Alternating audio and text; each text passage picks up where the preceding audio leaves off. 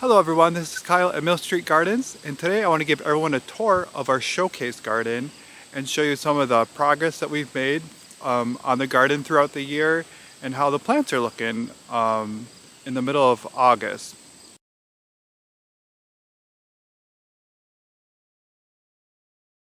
Part of the reason why it's cool to document the progress throughout the year is because all these plants behind me are mostly herbaceous, meaning they kind of disappear. They die back to the ground during the winter. So, come our first frost through all winter, most of these plants aren't here and then they pop out of the ground. So that's kind of cool. So this first section is the section that we started last year, and it's the beginning of the garden. And so most of the plants in this section are 2 years old. So I'll start with the beginning. This is our Maximilian sunflower, which is a native sunflower plant. It does grow pretty tall, and we chopped it back during the spring, and so it made it bushier. But as you can see, it's still prone to flopping, but I think it's really pretty still, and it's just starting to bloom. As you can see, it's loaded with flowers and it's got buds all along it, so it'll probably be blooming for over a month. And then right next to it, we have our Grand Cascade butterfly bush, which is looking really nice. So this one blooms a little bit later than the other butterfly bushes that we have, which is interesting. We have a ground cover cranberry, which is starting to come back. A bunny ate it, but it finally recovered. And then we have this beautiful grass right here. So this is the hardy pampas grass. When I planted this here, I had no idea that this was going to happen. Like, this is so tall. So I'm 6 foot tall, so I mean my hand probably reaches up almost 8 feet, and then it keeps on going for a couple more feet, and it just adds such like the biggest wow factor, I think, to the garden.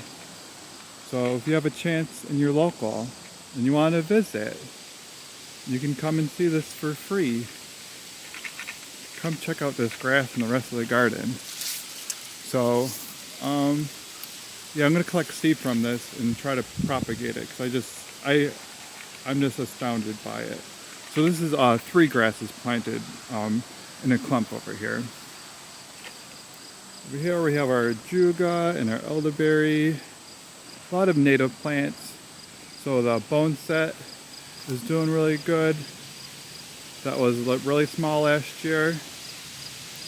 And I'm gonna walk over to this side of the bed to show you this side of the garden. So it's like a double-sided garden over here. Oh, here's the Packer aurea that a visitor gave us. Thank you, Jim. So that's a good ground cover that spreads really quickly. Our elderberry setting fruit. We'll have to try to do something with those. And this is our threadleaf coreopsis.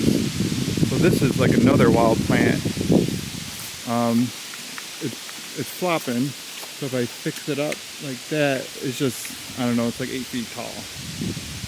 And this plant has been blooming for a really long time. Right next to our New York State Ironweed. It's a good color contrast, and they're blooming at the same time, which is nice. And then our Easter Golden 9 bark over here. Ooh, got some garbage that blew in. So eventually you want everything to be kind of touchy, like the plants to touch. And we're getting there, so we're not there yet. So part of that is, I hope, like this foxglove right here that went to seed will make a lot of babies and fill in this whole area. And we have pretty foxglove flowers every year. Here's what the flower looks like. It already bloomed its big show earlier in the year. And then we have just a traditional salvia. So I think it's fun just to tuck random herbs or edibles into your garden. Here's our black lace elderberry, another plant that we planted last year. And here's the dappled willow. This one we're going to start kind of cutting to keep it growing from into the other plants. But it's almost mature size. Our tiny wine 9 barks. So this is the 9 bark that only gets, I think, 5 feet tall and wide.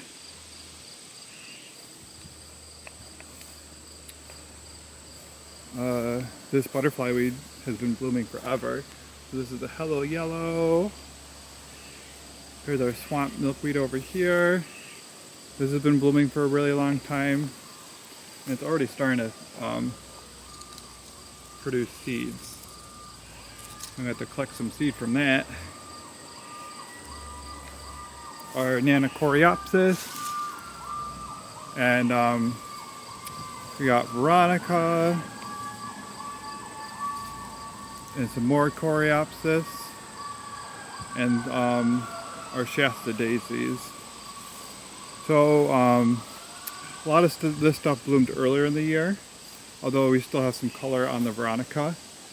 But we still try to have some interest with like the foliage.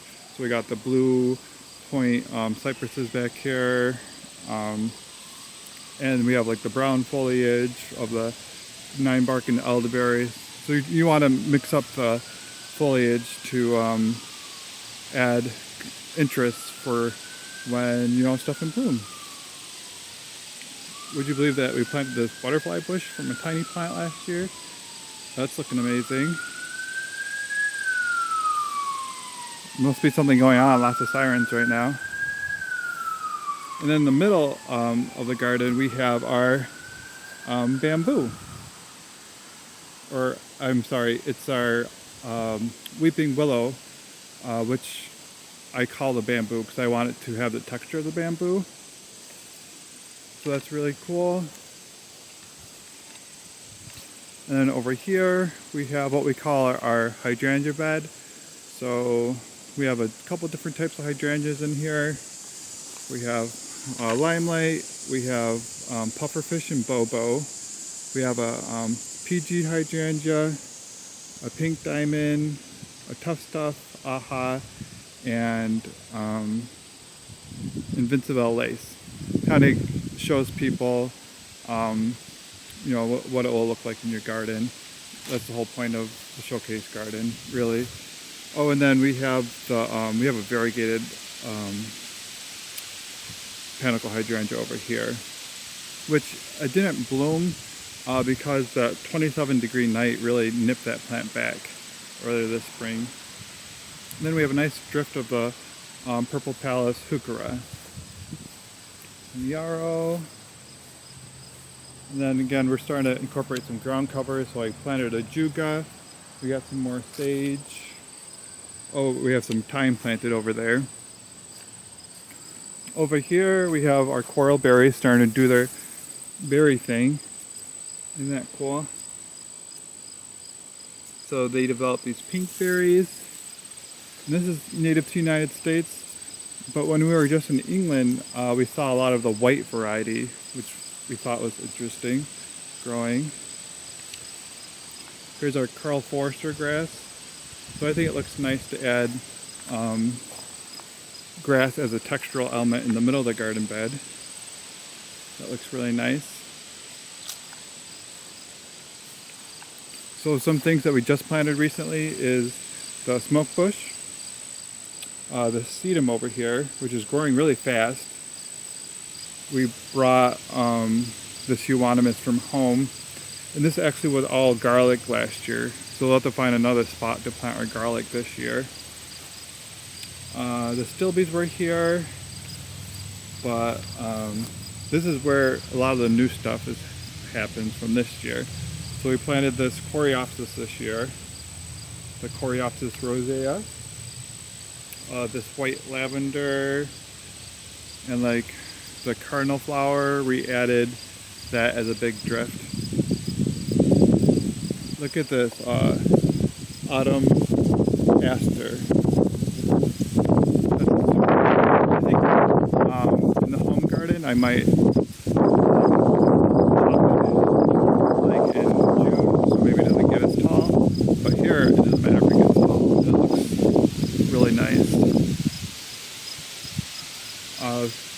behind all this we have another really tall fountain grass.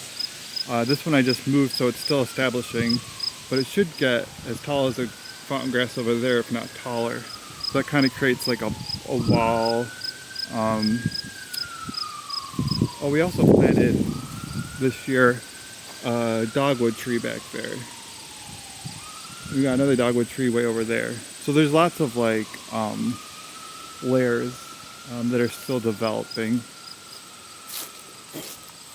This is a really cool plant called the great blue lobelia, and I collected seed from it last year and I got some babies going, so we'll have this available. But it really went for it this year. It's just like a, I don't know, it's just it has a big presence in the garden, even though it's like very green, you know, like native weedy looking almost.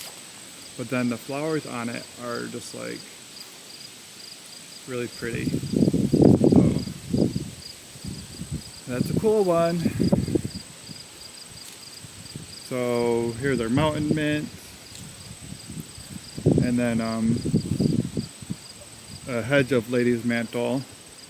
So a lot of empty spaces right now, but hopefully by next year or the year after, all this will just be blocks of plants and you won't even see the mulch.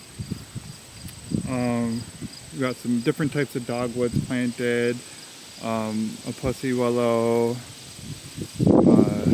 beard's tongue, forgot what this is called at the moment. Oh, an itea. The spiderwort right here. The Virginia spiderwort. And this one right here is just starting to bloom. The obedient plant. So when we bought this from a nursery, shout out to Land's Flower Farm, she told us that this plant is quite spready. And I haven't noticed that yet, but I believe her. So something that we might need to manage. Another edible, which is really pretty, is this garlic chives. So they look, you know, similar to other regular chives, but their leaves are strappier, and they bloom in August, and they have these pretty white flowers. So I think these are fun to use as an ornamental, and if you want to add some pizzazz to your eggs or something, all you gotta do is walk out to your garden and take a couple pieces. Beauty bush, Jupiter's beard, coralberry, Joe Pyeweed, Jacob Kleinmanarda. A lot of stuff we get because we want it to use them as stock plants. And you know, we like the plants too, of course. Rudbeckia, Amazonia. Here's a potentilla, pink beauty. I haven't seen this one bloom yet. This one we planted last year, and it's called the aromatic aster. Wow, it's developed quite the woody structure throughout the year, and it has a nice form for an aster. It's very low. It's native, and I read that it's supposed to be the longest blooming, so we'll have to see if that's true. Here's a Don Redwood that we gotta move because we planted it in the wrong spot, so we'll do that early next year when it's dormant season. These are some yellow peonies that we brought from home because it was too shady. Over here we have a red rose, or a Rosa glauca. So that adds some red in the sea of green that we got going on over here. And then we have these globe thistles, which are really pretty. And these you can see from really far away. Like, I can notice them from when I'm standing way over there. Alright, so now we're in the super new section, the stuff that we've planted recently. Alright, so planted a gooseberry recently, and that ajuga right there. And then Johnathan made this structure right here so we could put vining plants and add another dimension to the garden. So this one is honeysuckle, a native one called Lancera sempervivum, and it's been like blooming pretty consistently here and there. So I don't know if that's normal or if it's just something because I don't know, it's the first year that's in the ground and it's confused. So that's cool. And then yeah, that'll look really nice here. And then here's like the newest swoop section, and it's gonna continue eventually. But this is what we got so far. So lots of native plants in this section. We raided another native plant nursery recently. So this is the anise hyssop, the rose mallow, and this is the weigela. This is some Rudbeckia triloba. So these don't look like much, because I'm guessing since this is their first year of life, they just kind of create the amount of foliage. The next year, have all the beautiful flowers. I think it gets like 4 feet tall, with yellow flowers blooming. Here's the Echinacea purpurea. So this is a straight species of the Echinacea. Some orange butterfly weed that we grew from seed. And this is a cool plant that's blooming right now. The wild senna. Wow, it looks like it blooms for a long time. So when I saw this plant, I didn't know what the blooms looked like, but I just liked the texture of it so much. It looked really cool, so I was like, yep, we gotta have that. So that's here. There's another euonymus that we brought from home. Some columbine. This is a native columbine with the red flowers, and it's stressed, so that's why the leaves turn red, but the plant's perfectly fine. Maybe once the weather cools down, it'll push out some new growth, or it'll look good next year. We have this birch tree that we've had planted here for a couple of years. It was just in the middle of the grass before, and the bark is starting to turn white. So this one is the Royal Frost birch, I believe. Looking really good. What I forgot to mention, this year we're starting to deal with deer. So we finally have that problem. They finally found us. These are some fountain grasses that we brought from home. They're really cool. They're called bottle brush, and they look really cool. One thing I don't like about them is they do go to seed. So I have to cut off the 1,000 seed heads that they produce every year and then trash them because they don't want the plant to spread. This is another elderberry. This is a red elderberry, which is different. It's a different species than Sambucus canadensis, or the black elderberry over there. So we'll see what happens with this guy. I'm guessing he's going to grow pretty fast. Over here, we got some Vernonia, which is a cool plant. I wanted to plant this for people who can see what it looks like in the garden. Because I imagine that it's not like a super used plant. Our northern sea oats. So this one will eventually get like 5 feet tall. And they have these really cool seed heads. Let me show them to you. Isn't that cool? Looks almost fake. So that I heard that it's semi-aggressive in the sun. But you can also grow it in the shady situation like we have at home, and it doesn't spread at all. And then some sedums that I brought from home because they were struggling because it was too shady. And then just a ground cover St. John's wort. And this right here is my favorite type of oak leaf hydrangea ever, called the snowflake. So that'll be really pretty next year when it's blooming. Then we got some Achillea.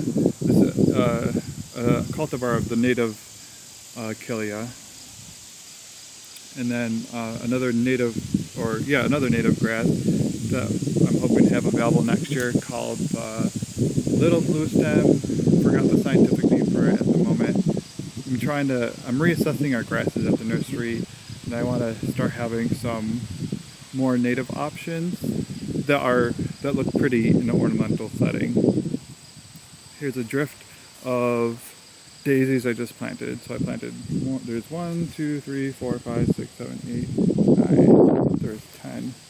Might be covered. But anyway, there's just a big drift. These were really tall, and then I chopped them back when I planted them so they wouldn't be as stressed. So this is a taller daisy, so it'll look really nice, especially when we get some shorter things planted up here, and just a couple potentials that I brought from home, the gold color ones right here. And that's the end of our beds right now. Oh, there's a weeping redbud right there. So this is what we still have to work with. A lot of green. We have a lot of plants planted against this line just to kind of create like a green wall, give the neighbors some privacy. And lots of area over here, which we're toying with lots of ideas on what to do with.